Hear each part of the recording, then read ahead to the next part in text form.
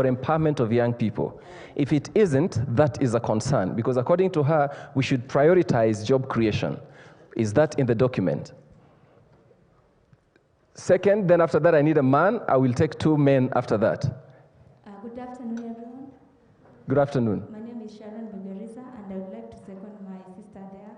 For me, I also feel the timing is wrong, and because it's my opinion, I feel like we have not fully implemented the already existing policies and legislation, and we already have the gaps in the ones that are in existence. So I feel the timing is wrong. Perhaps if we might focus on fully implementing the ones that are there, because as youths, there are a lot of issues that we have not still addressed. The policies that are in existence have not fully addressed the issues that. Thank you. Just a follow-up question. What is it that makes the time wrong, according to you? As I've said, the issue of implementation. I feel like previously we've had issues, and still I feel like the BBI. What is it that makes the BBI process wrong, the timing for it wrong now? That's the question. As my sister said, the issue of unemployment. A lot of youths have already lost a lot of jobs, their source of income, and all that. So I feel currently it is important to focus on the issue of employment and also health. Thank you. Well, I would need somebody to answer that question at a later time. Why is the timing wrong? I have 2 gentlemen here. At the farthest end, the middle row there.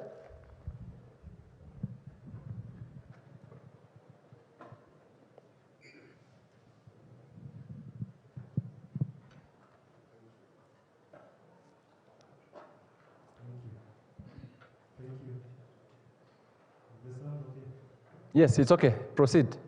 I have an issue with, it needs to be changed, because I have an issue with employment factor.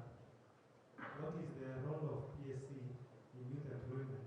Because we find in... The role of? PSC. Public Service Commission. Yes. Because there are 2 PSCs. There's Parliamentary Service Commission or Public Service Commission. Okay. Because we have positions or vacancies in state agencies, and yet when it gets to PSC, they are not playing their role in terms of opening up to create or to facilitate for those positions. Link it with BBI. Would you want that in BBI, or is you consider it's not in BBI? It needs to be considered in BBI so that we have a specific role where the employment body that is dealing with the youth issues is rooted in the BBI. And in fact, that can come under the youth commission that has been put there. So you're talking about an employment bureau, something like that for young people specifically. Thank you. And the last person here, before I now go back to my discussant, at least we are setting the pace for this final session.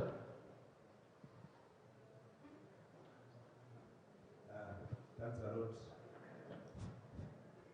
Thanks a lot, Bwana Moderator. What I'd like to say is that we seriously need to amend the constitution right now.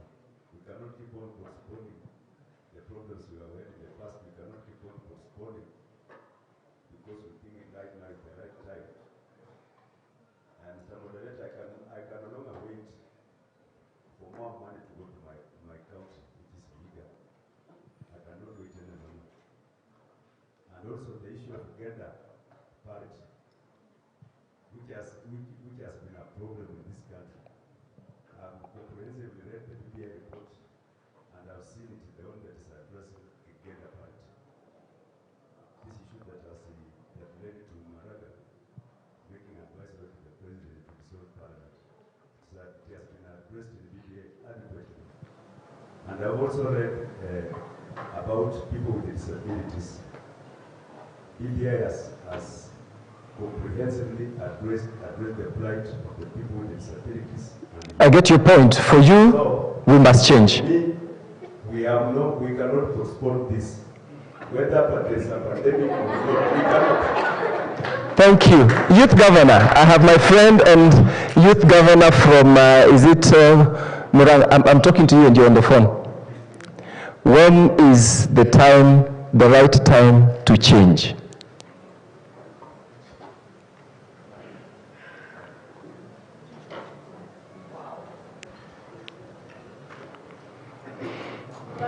there. I was consulting. Thank you. But I would like to hear what the young people have to say. Fast. Because the BBI process has to be a very genuine discussion that will move us forward. It is very easy to say, fine, let's change the document. The time is now. But it is also very important to know that if you don't include, if not everyone feels included, or not everyone feels that much has been done now with what we have, it will always be a question of our priorities are not being met. So unless we first convince these young people today who are in this form that indeed we have done right by them thus far, and that we need to progress into the next chapter of our country, even if we pass BBI, these young people will always look back and say, that was not our process, that was not our will, and that was not something that we actually sanctioned. So let us hear from them. Thank you. And see how we can engage. I get your point. Now, let me come back this way. Mheshimiwa Hamisi, we need to convince the young people. In other words, she's talking about there has to be a buy-in. The people must buy into the change process. Are they convinced that it is time for us to change? Well, I gave them an opportunity because I wanted to hear from them, first of all. Do they understand what BBI is and what does it contain for the young people? So I would start with Mheshimiwa, who sits in the August House, to most probably make us understand, first of all, what is BBI and why BBI? No, it's okay. Just speak from there. Thank you. My name is Caleb Hamisi. I'm the Member of Parliament for Saboti constituency. Saboti is in Trans Nzoia County. How many of you come from Trans Nzoia? So I'm representing, oh, I can see one hand. I was about to represent Trans Nzoia in this meeting. And I'm also a member of the Defense and Foreign Relations Committee of Parliament, as well as the Labor and Social Service Committee. I'm here to represent the former Prime Minister, Right Honorable Raila Odinga, who was supposed to close officially this conference. I was on my way to Mombasa yesterday when he called me and insisted that I have to cancel my ticket and come for this meeting to represent him. He was actually confirmed to be here today, but as you know him, he has a lot of engagement. So currently, as we speak, he's in the Democratic Republic of Congo, DRC. So I'll represent him in the best way I know how. And I kindly receive his much greetings. I will be shortly making his official speech that he forwarded to me. So I'm here rightfully in his capacity, and not as Caleb, but as Prime Minister. Wapi makofi ya Prime Minister jameni? Si munasema vijana tutafute uongozi. Sasa I'm your Prime Minister for the next 1 hour. Now, that one tells me how much he really values the young people. And coupled with that, he not only sent me to represent him, he also sent his official team led by Morris, commonly or AKA, mostly people know him as Mdomobagi. So Mdomobagi works with the Office of the Prime Minister, together with Emmanuel, who I've seen him around. Manu is around? Yes. So that is are reason enough to show how much the Prime Minister values the young people. That even in his absence, he made sure that he is well represented. Of course, the choice of me is because of one of the young members of parliament, and this is a youthful engagement. He could have chosen to send James Orengo or John Mbadi, but he chose me because of one of the young people who represent youth in parliament, elected, not nominated. I'm an elected member of parliament. And therefore, it also shows how much the Prime Minister values the young people. Coming back to your question, I was impressed that people are having varied views. I think this is a very healthy discourse. That you cannot be in a room where people are in agreement. That is not even a discussion. People must have different views, and finally you agree on a common goal. BBI, of course, it is an initiative that was started by two people as a result of the handshake. At the onset of BBI, a number of young people who are here, they know, I was the only member of parliament who led young leaders, a consortium of all organizations of young leaders, from academia to business to political class to political parties, and we held the first press conference to demand the task force that was led by Mzee Haji to include the views of the young people and to make sure that the young people are involved in the task force of collecting views from Kenyans in as much as possible. And that's why we came with the Youth for BBI. I'm actually the originator of that idea.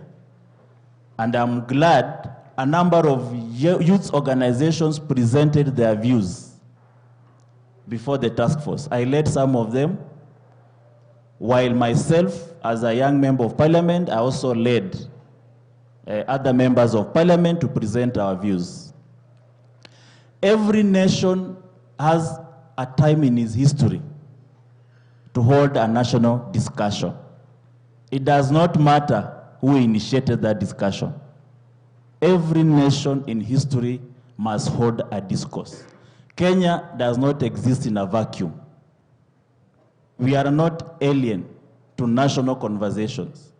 They happen all over the world. A timing of a constitutional change is a political question. Why? Even America, as we speak now, America just came from an election, which is still contested. One of the things the Americans were going to tick on the ballot was a constitutional amendment, something that is not known to many people. They were ticking either Trump, Biden. There was also a constitutional amendment. At the time of COVID, America is the most affected nation in the world by this corona pandemic. But still, they were still doing constitutional amendment. Corona is not an excuse not to amend a katiba. A constitution can be amended at any given time. Last year, I had a chance to visit Romania, a very small Southern Europe country.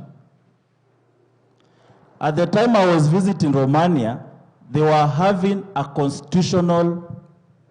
referendum to amend their constitution. What they were amending in that constitution was not the long report of BBI. It was just a sentence in that constitution, that it was written that marriage is between two people.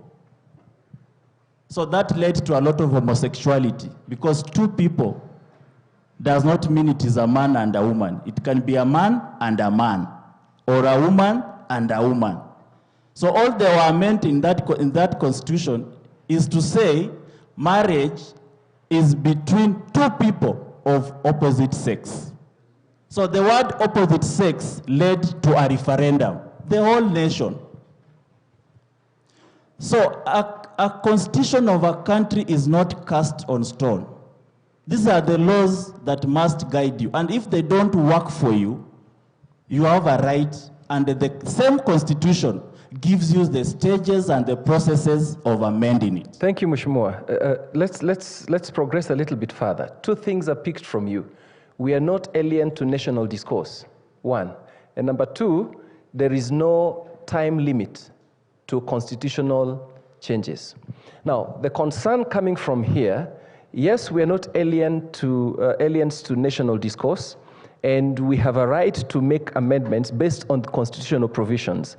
The question is, are their interests catered for in the Constitution? Well, they didn't point it out to me. Just in maybe 2 minutes, do you think that youth, as a young person, I have known you for many years now, do you think that the interests of young people is catered for in the BBI process? Yes, I will answer it in the following manner. Number one, I was part of the many groups of young people. If you look at the report of the BBI, they have given you at the back side of it all the groups of young people who presented. My name is there as an institution. And it was open to the whole country. Mm-hmm. For the last 2 years, the task team has been going across the country in all the 47 counties. And the people appeared. There is no any person who has come to say, we appeared before the task force with our views as young people and we were chased away. If there is, then that will be maybe news for now. Now, part of the issues that we presented before the BBI, from my youth perspective, number one, we argued that the problem of young people cannot be solved by a simple document. What I demanded is that from youth unemployment, from lack of job opportunities, from the graduates, from the help, all these issues of business and the business environment that are conducive for the young people, they cannot be captured and solved by one document. And that's why I suggested, number one, that we should desist from linking youth ministry from other ministries. Mm-hmm. So that we are handling the matters of young people as a ministry of youth alone, full-fledged. You don't put Ministry of Youth and ICT, Ministry of Youth and Sports. You do not say and. This is 70% of the Republic of Kenya. It must be on its own. It is an item. You cannot solve the youth by linking their ministry to another ministry. So the first we demanded is that we must have a ministry of youth, full-fledged ministry in charge of youth affairs. Number one. Number two, there are issues that we proposed. Of course, not all of what was captured. The best they gave us is a youth commission, which I agree, that in absence of a full ministry, then let's have a youth commission, because it exists everywhere. Nigeria have, South Africa have, Australia. They have a youth commission that handles matters of young people. From unemployment, they are the people who sponsor such conferences. They are the people who a young person can walk to their office. And the offices are devolved, that even in the smallest remote in Samburu village, you will get an office of youth, so that all the young people can walk to that office and present their views that affect the young people. That's how you start solving the problem of the youth, by recognizing first that they need a full-fledged ministry. The second items that we proposed was a tax holiday, that I'm glad that it was also included, because we thought that the young people do not have the necessary capacity. They have bottlenecks when they are starting their businesses.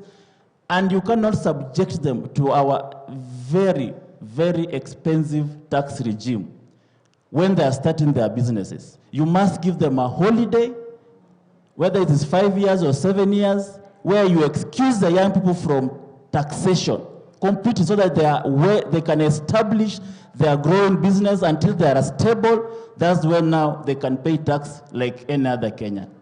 So among those that we subjected before the task force, of course some were captured, others were not captured. I do not know what other young people presented, but I think because I have seen there is also establishment of what we call training center in every ward with Wi-Fi, so that the youth are trained on entrepreneurship skills and the availability of opportunities in the county and in the national government. That was new. I did not present. I just think one of these groups also presented that as a very important item. Now, my only bother with how we solve the issues of the young people is one. Not every person is an entrepreneur. Not every young person is an entrepreneur. When you say wealth fund, youth fund is to give loans to the young people. Si kila mtu anajua biashara. You are only going to solve those who know business. Mm-hmm. Somebody just wants to walk to a studio and record his music. He wants to become a musician. He has nothing to do with business. That is his life. That is his career. That is his future. You only empower him to do what he wants to do for his future. The footballers that we know, some of them, you know, they actually left school. If you look at the Dennis Oliech, the Wanyamas, maybe sometimes they never even completed their schools. But look at the life they live. It's better than the young person who is struggling to go and look for a job. So why are we leaving the idea of empowering and nurturing our talent as a source of providing and killing the unemployment? Because not all youths will want to be professors. Not all youths will want to be entrepreneurs. Not all youths will want to be teachers and doctors. Some are talented, whether we call it music, creative arts, football, athletics, and they bring resources back to the country. Now, there are opportunities that are also opened up across the borders. You've heard stories of our young people dying overseas, mm-hmm. or having conflicts with their employers in the Arab nation, in Asian nations, Saudi Arabia, name them. Philippines, I'll give you a good example of Philippines. 10% of GDP of Philippines is from diaspora remittance. Why? Because they have a national employment bureau that looks for employment opportunities across the globe and links them to their young population, whether it is the service industry, whether an embauch, whether a driver, they are all sent abroad because their country do not have an opportunity, but there are other countries where opportunities do exist. When you have a national employment bureau, it is able to harmonize all the young people going across the border to look for the greener pastures, and they bring back resources to the country in a well-organized manner. You can walk to the office, you want to go to Saudi Arabia, you walk to KICC, there is an office there, a national sponsored by government, organized and run by the government. And you are sent there, the government knows that so and so is in Saudi Arabia. What we have done, let me just finish. What we have done, we've subjected them to rogue bureaus, mm-hmm.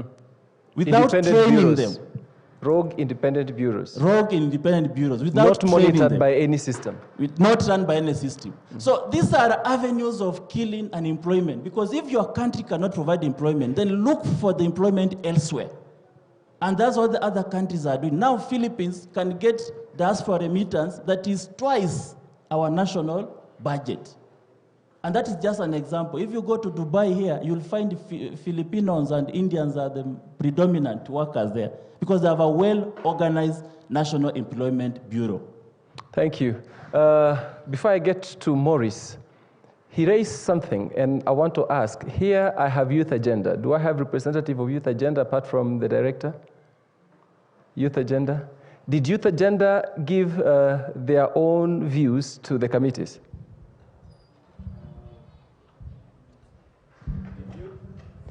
Was youth agenda involved in the BBI process by making their own contributions? Yes, we did. Thank you. Youth agenda was involved.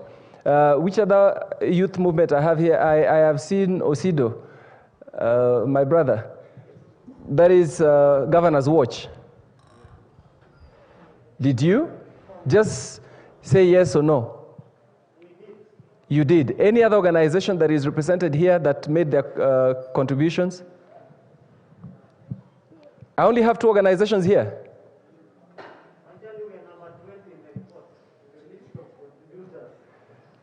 Any other organization apart from Youth Agenda and Governor's Watch? Bunge la Vijana? Yes, we did. Even our views are Thank you. At least 3 different organizations. Any other organization that was involved? All of us don't belong to any other organization. Now, this is where rubber... Yes. Because now when we come to a point where we want to own the responsibility, then we tend to shy off. And that is the greatest challenge I have with young people. I am young too. Yes, did you? I'd like to say a comment that came from Ted about Youth for BBI. In the Youth for BBI, there were a number of organizations or stakeholders that joined that group so that we can give our recommendations together. So that one incorporated more organizations. So you also accept that several youth organizations were involved in the process. So it was never done in isolation of youth contribution. Thank you. That's what I wanted to look for. Because I want to go back to them. I was trying to find out, was this process inclusive? Were young people involved? If we were involved, then what has happened? Why is it then that the time is not right? But I go back to Maurice. Somebody raised a question that the priority now is youth empowerment and employment. Does BBI have any provisions for the empowerment of young people and the employment of young people?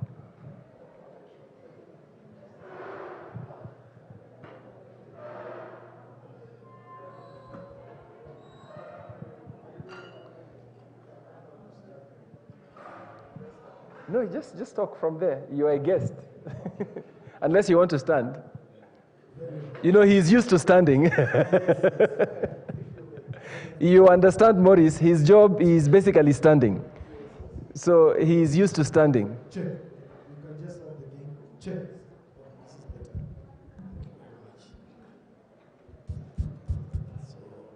Check. Yes, thank you very much. I want you to get set because I'll be coming back to you shortly before we wind up. So thank you, Brother Yogo. Thank you, Mheshimiwa Caleb Amisi. And thank you, everybody, for this opportunity. I wasn't really prepared to speak, but speaking is one of the things I do for a living. So I shall respond adequately. My name is Maurice Ochieng, otherwise known as Mdomo Bagi. Mimi ni msanii, nimesomea usanii. I'm a graduate of Kenyatta University and the holder of a very prestigious degree in fine art, performing arts, and education. And asante kwa hiyo makofi. I thank you, my brother. I was happy to see you. I don't know if this is DJ Evolve. My brother here. Oh, okay. Hizi barakoa zinafanya. You look like the DJ plays for the president. Now, the question you raised about prioritization. Is this the time to proceed with BBI, or is this the time to relegate it and give COVID priority, and what's in it for the youth as well within the BBI? And I saw in your brief, Brother Yogo, a line about the creative economy. And with your permission, I may just comment on that as well. I don't want to say too much so that I don't water down perhaps the speech he has for my boss, the PM. I think I'm a living example that you can earn from the creative economy. Though it was not easy and often misunderstood. But I want us to join the dots. Now, we are here in this auditorium. If I am a performer, I can perform in this auditorium because the auditorium exists for a performance. If I'm a footballer, I can only play football if the field to play football exists. So you need to join the dots between bad governance and the predicament we find ourselves as a country and young people today. Very interestingly, 2 weeks ago we went to a place called West Pokot for a church activity. And I passed by a place called Kamarin. I'm not here to demean anybody. And I looked for a stadium that was promised at some point. In West Pokot, which is not far from Iten, that is a highland area. And this is where the echoes of this world come from. Now come back to Nairobi. Today, and you will agree with me, that land grabbing is a menace in the city. I was talking to the KPL CEO, Jack Oguda, who was my teammate once in Mathare United. At some point, the Kenyan Premier League have to postpone matches because there is nowhere to play soccer. Yes, sir. City Stadium was under renovation, still under renovation. Yeah, a lot of the fields have been grabbed. So if you are a footballer, and that is your talent, you are as good as Messi, where are you going to play your football? Messi can only shine in Barca because Camp Nou exists. And it's kept well. So, I'm saying this because Harambee Stars just played the other day. We saw the results. And there was uproar. We can't expect better results until we start doing good governance. And BBI is very keen on governance. If as a country you are losing 40% of your revenue to corruption, where will you get money to hire new teachers? This is a university right next year. People are graduating every year. Where will you get money to employ new nurses? So we have to join the dots between bad governance and our predicament. And because of that, my dear, the lady who asked, I think COVID as a pandemic is not going away tomorrow. Even if you said stop BBI or stop reggae, as some people are putting it, COVID has to be dealt with. So BBI is not an impediment to COVID. I want to believe the government is well equipped to deal with COVID. We have ministries, we have counties. If each of them do their job well, we will handle COVID. But BBI is important. Why? Constitutionalism and the constitutional questions that emerge, because the Constitution is a living document. You discuss it every day. The only document you cannot amend is the Bible. John 3:16 is John 3:16. You cannot add a word, a comma, a letter, or remove.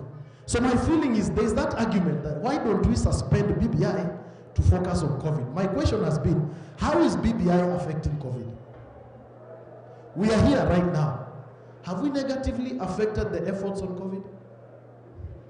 The answer is no. So I think we need to delink the two. And further, just to respond to the two other you had raised, then I may sit down. Let me talk about devolution. BBI proposes that we devolve 35% of national revenue. Now, you may not have it expressly in the Constitution that young people will benefit out of that 35%, but certainly, even if you go to the counties today, young people are employed, isn't it? Isn't it? There was even a CEC who was here, I am told, a very young person, isn't it? Now, you need to go to counties like Mandera. You need to go to far-flung countries that saw tarmac 50 years after independence, just because of devolution. Can you imagine if you devolve now we're having 15%. Can you imagine if you devolve 35%? So even the youth are going to benefit out of the new opportunities. And lastly, let me talk about shared prosperity and inclusivity, which is very important. You know, I worked in a media house, and I know sometimes what young people go through. You are a young lady, beautiful, talented. You are a newscaster. You have the talent. You come to station X, I'm not naming names. But you are told either you come from the right tribe, depending on your last name, or you have to do me some favors that are not listed in the HR policy for you to get into studio. Now, this issue of second name, you know, we have to look each other in the eye and tell each other the truth. We cannot lie to each other that Kenya is not tribal. And if you want to know, just go to who is heading the ministry. In fact, if you want to know who's heading the ministry, just look at the staff and you will know the person heading the ministry. So we need inclusivity. It is wrong for you to be denied a job. You are young, you're talented, because of your second name. And BBI addresses inclusivity. And that is why even the executive is being expanded. When we have post-election strife, let me break it down for you. Because I've been very heavily involved in the political process.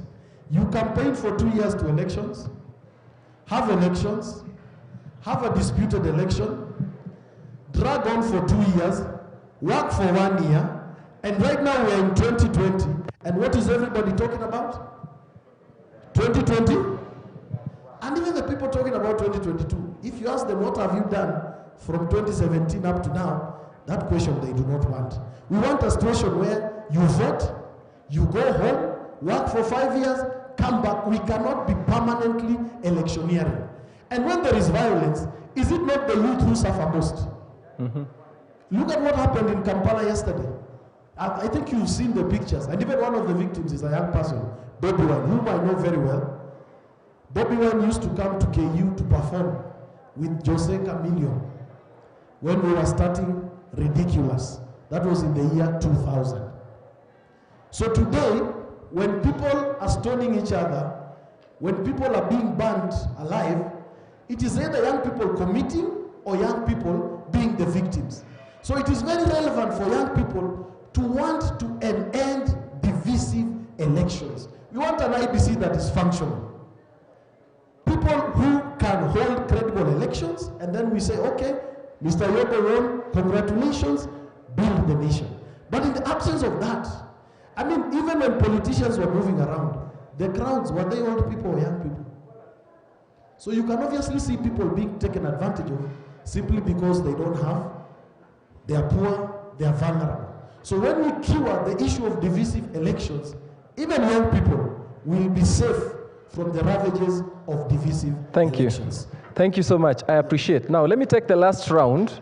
Then I allow Mheshimiwa to finalize with his comments and read the final speech for the official speech for the Prime Minister. Now, one point that came from Maurice that I would want us to digest a little further, and I want Osido to think through that. He talked about good governance. Now, oftentimes when people talk about employment, fundamentally, allow me to submit that it's never the role of the government to provide jobs. That's one thing young people do not want to understand. But it is their responsibility to provide a conducive environment that would enhance employability and employment avenues. So I want us to look at governance, for example. To what extent does the BBI process or the recommendations or the report influence governance? Does it deal with bad governance? Does it focus on the institution of good governance? And with good governance, do you think, as Governors Watch, do you think that good governance can aid employment and deal with unemployment in the country? The mic, somebody was having the mic. I find someone is sleeping on job. You're enjoying the discussion.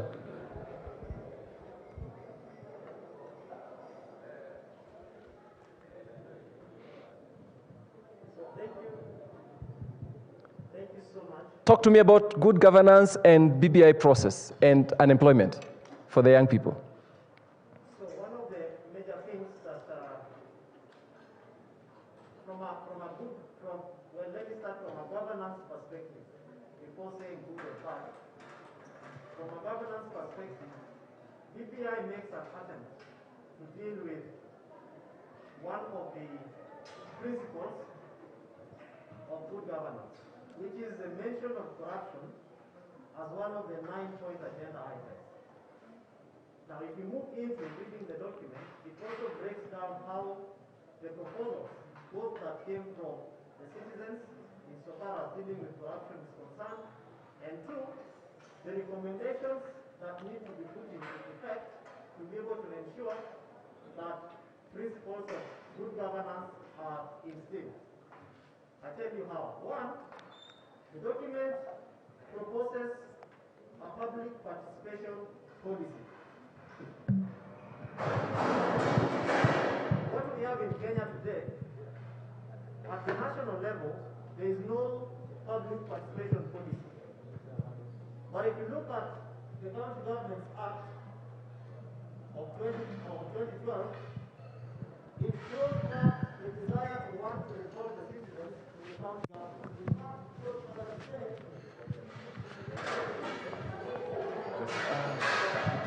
the crowd for the next 5 or so minutes.